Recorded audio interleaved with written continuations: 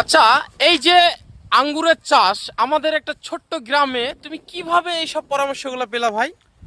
আমি এমনি প্রথমে গাছ লাগাতে বেশি ভালোবাসতাম। তারপরে আমি ছাদ বাগান করি, তারপরে আমার নিউজ হয় ছাদ বাগানের পরে।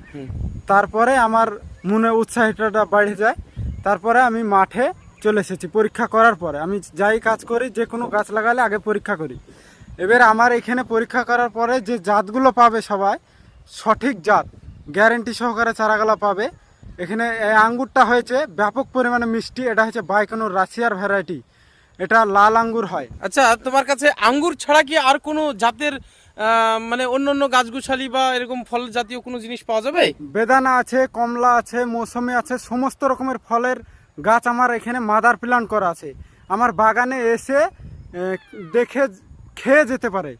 আর যদি কেউ যদি চারা সংগ্রহণ করতে চায় বা কেউ যদি তোমার মতো এরকম চাষ করতে চায়, তাহলে সেই ক্ষেত্রে কি তোমার সঙ্গে যোগাযোগ করলে তাদেরকে তুমি চারা বীজ দিবে কি? হ্যাঁ, ইনশাল্লাহ দেবো। তাদেরকে পুরো আমি জমিতে যে দেখিয়ে দিব কিভাবে করবে, ফল ধারণী পর্যন্ত দায়িত্ব নিয়ে নেবো আমি। আচ্ছা, তোমার সঙ্গে যোগাযোগ করার জন্য তোমার কোন ঠিকানায় আসতে হবে?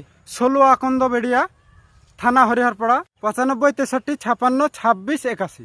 আচ্ছা, স্ক্রিনের উপর ভেসে উঠবে নাম্বারটা এবং ডিসক্রিপশনে বিস্তারিত অ্যাড্রেস, ঠিকানা এবং ফোন নাম্বার থাকবে। আপনারা যোগাযোগ করুন এবং এই ধরনের চারা রোপণ করার জন্য আপনারা সংগ্রহণ করুন। দেখুন, মনে হচ্ছে যে কাশ্মীরে চলে এসেছি।